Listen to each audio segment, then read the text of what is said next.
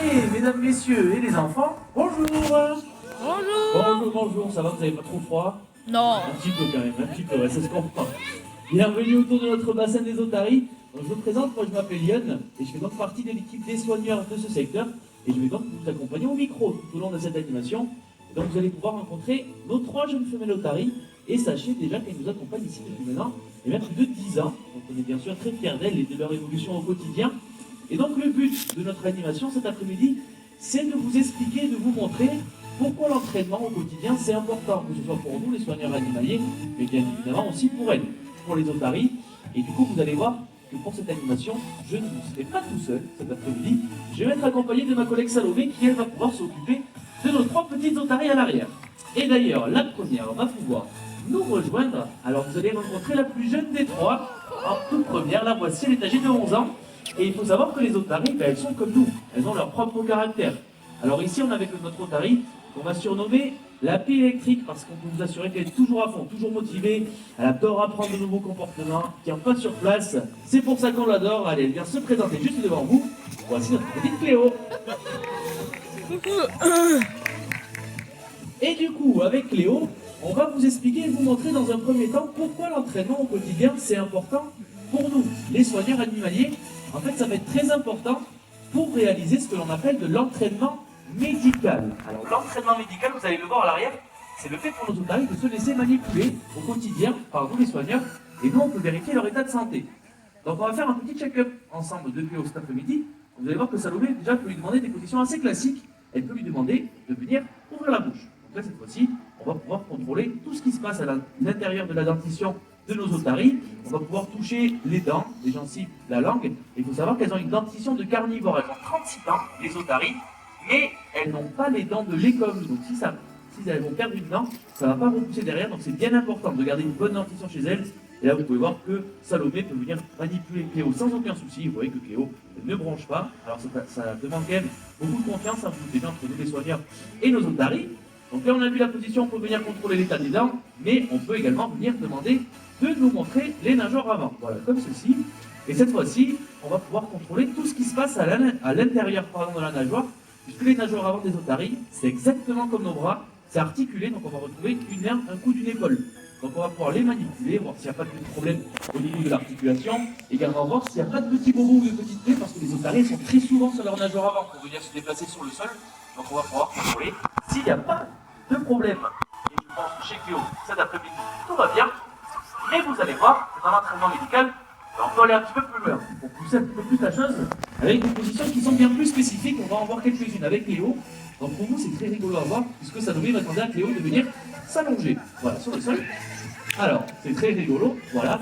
Et c'est surtout très important pour nous les soigneurs, puisque Salomé, voilà, elle commence à faire un petit tour de Cléo. Vous allez voir que gentiment, elle va commencer à s'attroupir et elle manipule le bas du dos de Cléo. Et gentiment, vous voyez que ses mains arrivent au niveau des nageoires arrière de Cléo, puisqu'il faut savoir que c'est à ce niveau-là qu'on va réaliser les prises de sang chez les otaries. C'est là où on va avoir les veines qui vont bien ressortir entre les doigts. Et vous voyez que du coup, Salomé vient mettre une petite pression avec son ongle au niveau des veines de Cléo. Et comme ça, le jour J, si on veut faire une prise de sang à Cléo, eh elle sera désensibilisée à cette zone et on pourra prendre son sang avec son volontariat. Et on peut bien sûr l'applaudir à la petite Cléo parce que c'est des comportements qui demandent beaucoup de confiance et beaucoup de concentration. Donc là, on a vu la position prise de sang. On va en voir une autre, vous allez voir. Alors, on reste toujours sur la même base de s'allonger sur le sol, voilà, comme ceci. Mais en plus, on va rajouter la petite ouverture de bouche. Voilà. Et donc, cette position, ça nous permet de réaliser des radios des dents sur nos otaries. Et notamment, Cléo, il y a 2 dents.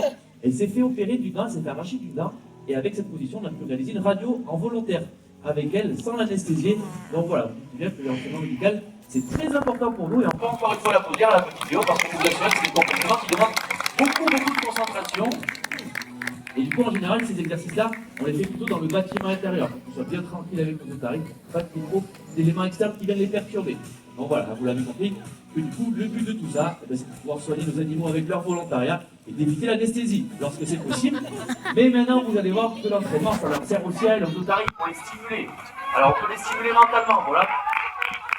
Elles sont très joueuses de nature, donc les petites otaries, donc on peut stimuler déjà l'environnement de travail. Vous pouvez voir qu'on peut demander des exercices quasiment partout.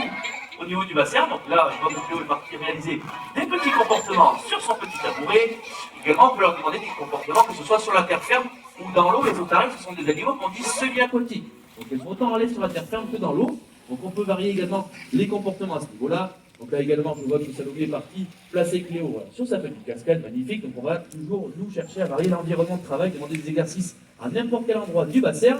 Également les otaries, voilà, magnifique. Là on voit toute la souplesse de notre petite Cléo. Les otaries, ça fait la différence entre leur gauche et leur droite, comme nous. Donc nous aussi, les soigneurs, on s'amuse à varier les comportements du côté gauche comme du côté droit. Voilà, les otaries sont bien concentrées pour savoir dans quel sens elles doivent le réaliser. Mais il faut savoir également qu'on peut travailler la mémoire d'une otarie. Et oui, c'est possible. Comment ça marche? On va tout vous montrer et vous expliquer. Vous allez voir que Salomé va se mettre en place. En fait, elle va demander un comportement à Cléo sur la plage. Et Cléo, en fait, elle doit traverser le bassin et devenir réaliser plus loin. Donc le but du jeu, c'est qu'elle n'oublie pas l'exercice qu'on lui demande au tout début. Donc on va voir si elle est bien concentrée. Alors cet après-midi, elle va venir devant vous. Elle va vous dire non de la tête, normalement. On va voir. Et c'est bien réalisé. On peut l'applaudir, la petite Cléo. Alors, est-ce qu'on va essayer un comportement que Cléo est en train d'apprendre? Alors, on va vous mettre dans la confidence. En ce moment, Salomé est en train d'apprendre à Cléo à venir tirer la langue devant. Donc, on va voir si cette après-midi, elle est bien concentrée. C'est un comportement, comme je vous dis, qu'elle est en train d'apprendre. Allez, on l'aide un petit peu. Allez, Cléo, on compte tout sur toi. Et voilà, Cléo, elle préfère vous dire non de la tête. Alors, on est indulgente avec elle, c'est un exercice qu'elle est en train d'apprendre. Donc, Cléo, en fait, elle arrive devant. Elle va proposer un exercice qu'elle connaît déjà, donc là c'était de dire non de la tête, mais là vous allez voir que Salomé la remet un petit peu en confiance, elle lui fait juste l'exercice devant elle, et donc là on va pouvoir lui redemander, allez Cléo, on compte tout sur toi. On peut l'applaudir bien évidemment à Cléo. Alors vous avez vu qu'elle avait un petit moment d'hésitation, quand elle est arrivée devant vous, elle ne savait pas trop quoi faire. Salomé l'a aidé un petit peu, mais voilà, comme on vous le dit, c'est l'exercice qu'elle est en train d'apprendre. Donc on l'aide également un tout petit peu, un tout petit Cléo. Et donc je pense que c'est sur ce comportement que l'entraînement de Cléo cet après-midi est terminé. Donc elle va pouvoir venir gentiment vous dire au revoir. Et vous allez voir que Salomé va pouvoir la raccompagner gentiment dans son petit bâtiment intérieur. Mais ne vous inquiétez pas, vous allez retrouver Cléo juste avant que notre animation ne touche à sa fin. Elle sera avec ses deux autres copines avant que notre animation ne touche à sa fin. On va juste attendre. Et alors dans son bâtiment, elle fait son petit tour dans l'eau. Voilà, magnifique. Donc là, vous avez vu quelques comportements que Cléo connaissait. Alors Cléo, ce n'est pas pardon, notre otarie qui connaît le plus d'exercices. Celle qui connaît le plus d'exercices, vous allez la rencontrer juste après. Pour vous donner une petite idée, là, Cléo, elle connaît entre 60 à 80 exercices. Donc, ça commence à faire pas mal, hein, quand même, pour une otarie. Et en fait, ce qu'il faut savoir, c'est que nous, les soigneurs, dès que l'on apprend un exercice à une otarie, à n'importe quel âge, et elles ont tellement une bonne mémoire qu'elles vont pouvoir le reproduire tout au long de leur vie. Et du coup, leur espérance de vie en milieu naturel, ça tourne autour de 15 ans. Alors qu'ici en parc biologique, on pousse jusqu'à 25-30 ans. Hein, donc vous voyez, on va presque à doubler cette espérance de vie ici.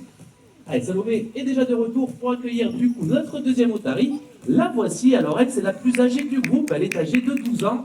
Et là, on va pas vous mentir, c'est tout le contraire de Cléo, c'est pas une pile électrique. Elle, c'est voilà, la force tranquille, on y va tranquille avec elle. C'est notre rêveuse du bassin. Voilà, elle est un petit peu la tête dans les nuages, mais c'est pour ça qu'on l'adore, c'est ce qui fait bien sûr tout son charme.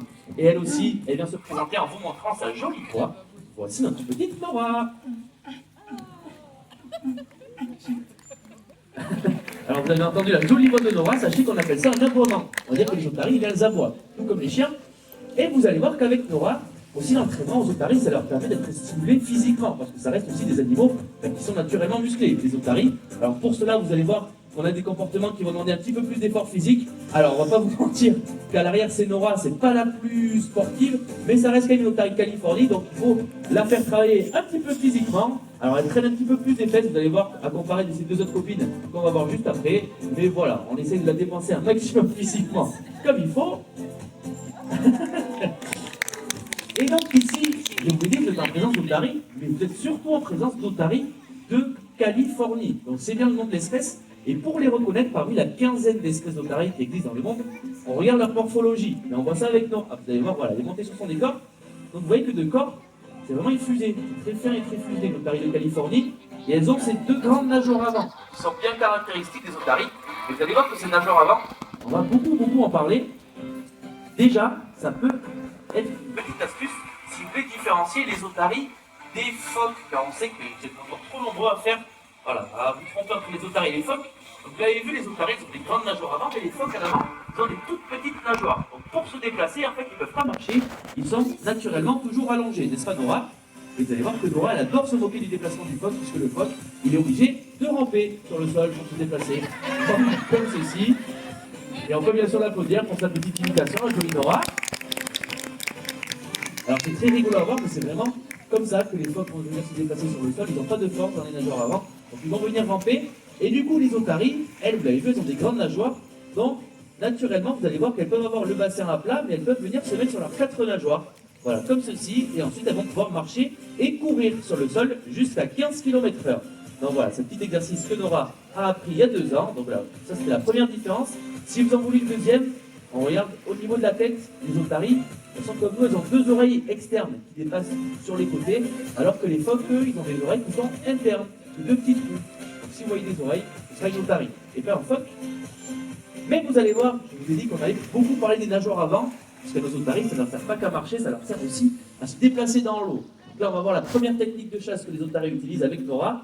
Ça va être de raser la surface de l'eau le plus rapidement possible. Nora a l'air très concentrée, on va voir. Allez, c'est parti pour la jolie Nora.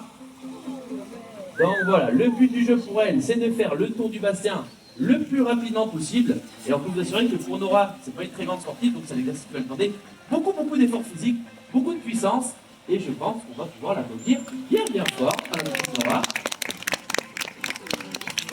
Avec cette technique-là, elles vont pouvoir atteindre les 35 km/h. Les otaries de Californie sont les otaries les plus rapides du monde. Mais elles ont une deuxième technique de chasse qu'on va voir maintenant. On appelle ça le marsouinage. Alors le marsouinage, il n'y a pas que les otaries qui l'utilisent, beaucoup de mammifères marins vont la pratiquer. Ça va consister à venir faire des petits bonds en dehors de l'eau pour reprendre leur respiration et gagner en vitesse. Donc pour cela, moi je vais me décaler un petit peu pour faire un petit point B pour Nora, parce que c'est un exercice qu'elle a appris l'année dernière, et là elle est en train un petit peu de le perdre, donc je me suis positionné juste ici. Et là vous allez voir que Salomé va pouvoir lui proposer l'exercice. Allez, c'est parti pour Nora. Et du coup maintenant le but du jeu c'est qu'elle revienne vers moi, Nora, voilà, magnifique. Et maintenant elle va pouvoir faire le retour vers Salomé, et ça a été très bien réalisé, donc on va pouvoir l'applaudir bien fort, la petite Nora, encore une fois. Et voilà, là on va la récompenser un maximum parce qu'elle a très bien fait cet après-midi son petit tour de bassin. Et donc voilà, vous avez pu voir les 2 grandes techniques de chasse que les otaries utilisent en milieu naturel. Mais ces nageoires avant, ça ne va pas que leur servir à nager, ça va aussi leur servir à se propulser hors de l'eau. Alors cette fois-ci, je me suis décalé, on va juste attendre que Nora finisse son petit externe. Voilà, magnifique. Et cette fois-ci, elle va se placer encore une fois sur votre gauche. Et là, je vous invite à regarder au milieu du bassin, ça va être l'exercice le plus physique. Et on peut encore l'applaudir bien fort. Nora. C'est vraiment l'exercice qui va lui demander le plus d'efforts physiques. En moyenne, l'otarie de Californie, elle peut sauter jusqu'à 3 mètres, 3,50 m de haut. Et on en a une parmi les 3, on a réussi à monter son ballon à 4,20 m de hauteur. Vous allez la voir juste après, ne vous inquiétez pas. Et du coup, je pense que Nora a fini son petit entraînement pour cet après-midi. Donc elle va pouvoir venir vous dire au revoir gentiment en se cachant son petit museau derrière la nageoire. Alors, si elle voit pas. Allez, Nora, on trouve le poisson dans l'eau. Voilà, c'est très mieux, merci beaucoup. Et donc, tout comme Cléo, elle va pouvoir rentrer dans son petit bâtiment intérieur. Et comme je vous le dis, vous allez retrouver nos 3 otaries. Moi, ça fait 45 minutes que je suis ici. Bon, sans compter la Alors, avant d'accueillir notre dernier en début otari, et la fin, il faut juste que à vous 45 sachiez que les minutes, je suis là. méthodes d'apprentissage qu'on utilise, nous les soigneurs, ici avec elle, on va appeler ça des méthodes d'apprentissage qui sont positives. Alors, en fait, ça veut tout simplement dire déjà, on travaille toujours avec leur volontariat à nos otaries, donc elles ont toujours le choix de venir à l'animation, même à l'entraînement. Elles ont une deuxième bassin à l'intérieur où elles peuvent faire leur vie tranquillement. On leur propose de venir sur une interview, si elles ne viennent pas, c'est pas grave. Et ensuite, vous voyez qu'on demande des comportements. Quand elles font le bon comportement, on les récompense. Mais si elles ne font pas le bon exercice, on ne va jamais punir nos otaries. On va tout simplement faire un petit temps neutre, les laisser réfléchir et passer à la suite. Allez, Salomé nous a rejoint pour notre dernière otarie de l'animation. Et donc ici, c'est tout simplement la demi-sœur de Nora. Vous avez vu juste avant, toutes les deux, elles ont le même papa. Elles sont arrivées en même temps au parc. Elle a également 12 ans. Et ici, c'est la plus timide du groupe, c'est la plus timide du bassin, la plus réservée. Donc avec elle, il faut vraiment avoir un bon lien de confiance. Mais à côté de ça, c'est la sportive du bassin. C'est celle qui va adorer tous les exercices physiques. Et du coup, elle arrive, vous l'avez compris. Voici notre jolie Nelly. Et vous voyez que Nelly tire très bien la langue devant, mais on va vous mettre dans la confidence, c'est pas l'exercice que Salomé lui a demandé. Voilà, vous voyez, donc... voilà, l'exercice c'était juste de vous dire bonjour de la nageoire, mais Nelly a préféré vous tirer la langue. C'est comme ça, c'est pas grave. Et donc avec l'équipe, on va vous expliquer comment on fait pour apprendre le comportement. À Inotari, c'est quand même assez intéressant, on utilise certains objets. Le premier, c'est ce que Salomé est parti récupérer. On appelle ça un target, c'est ce long bâton avec la boule au bout. Et en fait, on a appris à nos otaries à le toucher et le suivre avec leur museau. C'est vraiment le premier repère que l'on a appris ici avec elle. Et avec ce target, on va s'en servir un petit peu comme un pinceau. Et cet après-midi, on va vous montrer comment on a fait à Nelly. On lui apprend à s'allonger sur le sol. On retrouve 3 étapes. La première, on positionne le target sur le museau de Nelly. Et vu qu'on veut qu'elle s'allonge, eh bien on va le baisser. Et Nelly, vu qu'elle le suit, elle s'allonge sur le sol. Ça, c'est la première étape. C'est le plus facile. La deuxième étape, c'est là que ça commence à devenir intéressant. On garde ce target, mais regardez bien la deuxième main de Salomé. Elle va associer un geste à l'exercice et également un mot vocalement. Et c'est à partir de là que notre otari, elle commence à l'assimiler, ce geste et ce mot à l'exercice. Donc on va la répéter, encore la répéter, pour qu'au bout d'un moment, on enlève le target. Et maintenant, avec le geste et le mot, Nelly, elle a appris à s'allonger sur le sol. Et on peut bien sûr l'applaudir pour sa petite démonstration. Alors là, du coup, on vous a fait la démonstration avec un exercice que Nelly connaît déjà. Donc, nous, ça vous a pris 20 secondes.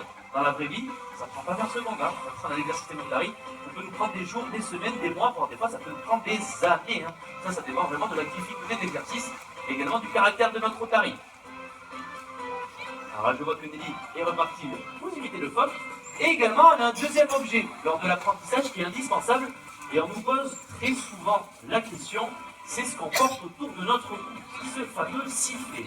Alors, ce sifflet, pour vous la faire courte et simple, c'est un outil de communication pour nous les soigneurs, pour faire comprendre à notre otari que l'exercice qu'on lui a demandé, s'il est bien fait, on va venir siffler, et donc elle sait que ce qu'elle fait c'est bien fait, et du coup elle peut s'arrêter et avoir le droit à sa récompense.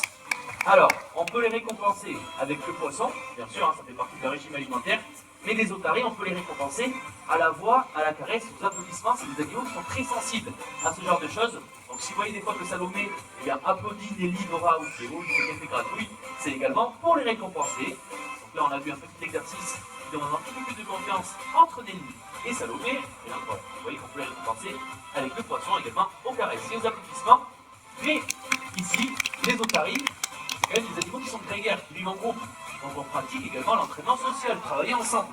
Donc pour cela, vous allez voir que Salomé va pouvoir refaire entrer Nora. Donc on va voir les 2 demi-sœurs qui vont travailler ensemble cet après-midi. Alors 2 demi-sœurs mais 2 caractères bien différents. Vous allez voir, c'est pas du tout la même chose. Donc vous avez Nora sur votre droite et Nelly sur votre gauche. Et vous allez voir sur les exercices qui vont demander un petit peu plus d'effort physique. Eh bien, c'est pas du tout la même chose. Là, vous allez voir que Nelly, ça va un peu moins vite. Là, voilà, vous voyez que chez Nora, ça va beaucoup moins vite que chez Nelly. Mais chaque otari va à son rythme, dans chacune, voilà, leur propre caractère. Et quand on travaille à plusieurs, on prend toujours le temps de récompenser autant une otari qu'une autre. Vraiment pour qu'il n'y ait pas de jalousie et qu'elles travaillent toutes les deux dans une bonne ambiance. Alors là, je pense qu'on va demander, qu'est-ce qu'on va demander? On va essayer d'analyser.